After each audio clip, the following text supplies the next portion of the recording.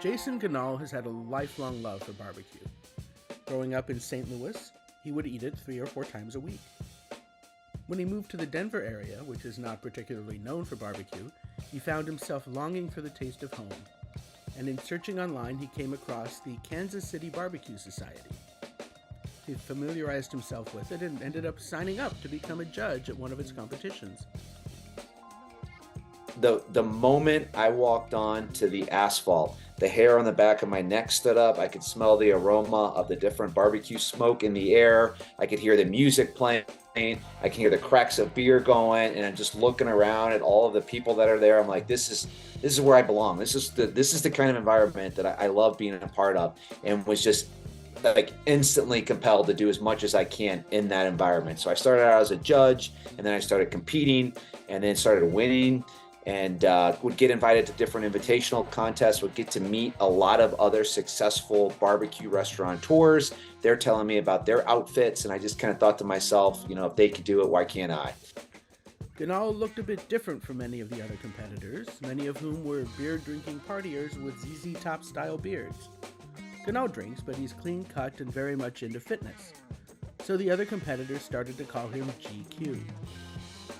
Since his last name starts with G anyway, he decided that the letter G plus QUE would be a good name for his restaurant, the first of which he opened in 2016. He now has 5 freestanding locations in the Denver area, as well as stands at Empower Field, home of the Denver Broncos, and Folsom Field, home of the University of Colorado Buffaloes. Yeah, so I call it competition barbecue, and it's as close as I can get to what I turned in when I was competing in contests. And so it's not reminiscent of any geographical style. It's just meat that people like. His barbecue has its own style. So in the restaurant, we sell more brisket than anything else. And we know we get a lot of people from Texas that are up in Colorado. And there's nothing about our brisket that's a Texas style brisket. We use my rub, which is a salt and sugar base rub. Whereas, when I think of a Texas brisket, I think of that like hill country, central Texas, like salt and pepper and like oak wood smoke, whereas we use hickory, which is real popular in the Midwest. And then we use just a very neutral blended rub. So it's mostly salt, mostly sugar, and a bunch of different seasonings and stuff. So it doesn't have that traditional like Texas beef brisket flavor. And that's what a lot of people kind of look for because that's what they think of when they think of brisket, because Texas brisket is what people think of when they think of brisket outside of like burnt ends in Kansas City.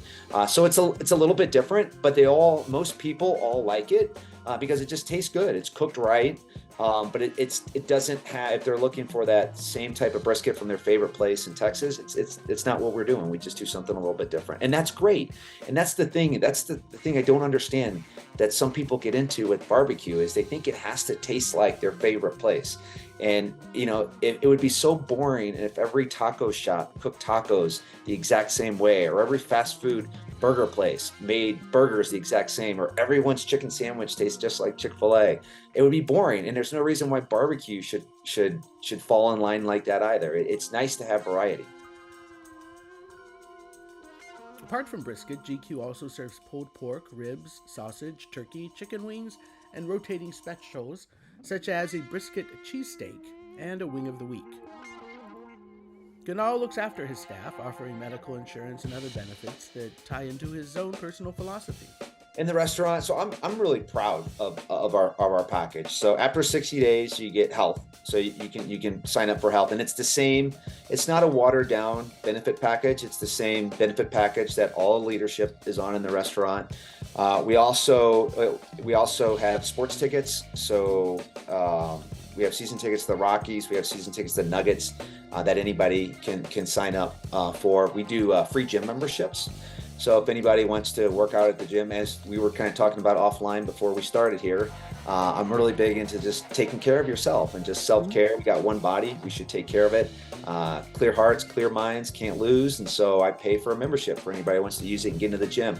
And so if I can offer that to all of our team, I want to do that. And then I think that we pool tips too, and I think that's great too. So anybody that comes in and they tip us, nobody has to tip us, but if they do tip us, we pool all those and we put those back to our whole team, and it's all distributed equally too. So that's kind of like the nuts and bolts, and you get to listen to my bad jokes too if I'm happen to be in the restaurant that day. GQue offers traditional sides including mac and cheese, pit smoked beans, apple slaw, garlic mashed potatoes, sauteed green beans, french fries, and onion rings. It also sells ice cream, which is made at its Lone Tree, Colorado location using local dairy from Longmont Dairy. We all know Colorado cows make the best ice cream, right? So we get all of our dairy from up at Longmont. It's absolutely fantastic. I tasted dairy from about 10 different places, and I thought that was the best tasting one. And so all of the ice cream, I mean, at most, if you come into one of our ice cream shops, it's not going to be over 2 weeks old. I mean, most of it is like 2 to 5 days old. It's so good. It's the best. Salted caramel Oreo is my personal favorite. My wife likes banana pudding. For beverages, the chain offers Pepsi products and an Arnold Palmer bar at which guests can mix lemonade with sweet tea or unsweetened tea.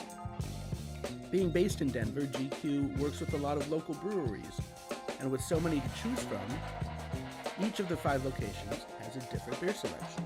We feature all the local breweries on tap. So if we're in Westminster, and as you know, Brett, craft beer out here is pretty big. A lot of little pop-up breweries, and so we like to feature them. And so if you're within probably a 5-mile radius of one of our restaurants, one of your beers will be on our tap. So yeah, when you're talking local, you're talking local, which you kind of have to do in the Denver area because every community has multiple craft breweries. So yeah, Fat Tire is not local out here. We do the actual local breweries, which is great. You get to promote them, but I mean, business is hard, and these are businesses, and these are very small businesses. So we might wait 3 weeks, 4 weeks without getting a keg of beer because they don't have anybody to deliver it, or they might be behind on it. So it's a little bit difficult that way, but I'm a small business guy, and I like to support other small business people, and I'm a huge fan of entrepreneurism. So any opportunity we get to feature other breweries, that's what we're going to do versus putting the big boys on our taps. Next up, Canal would like to open some drive-through locations. We have a lot of to-go orders at night that families order, and then they just come in and get it. And I think it'd be a lot easier if they never had to get out of their car to do that. And it would be kind of like a Chipotle. We wouldn't take orders in a drive-through, but we pop a text message off when their online order is ready, and then that would be an indicator to them like they're free to just come through the drive-through, and we have it waiting for them. So going forward, I'm looking for drive-through restaurant locations and stuff.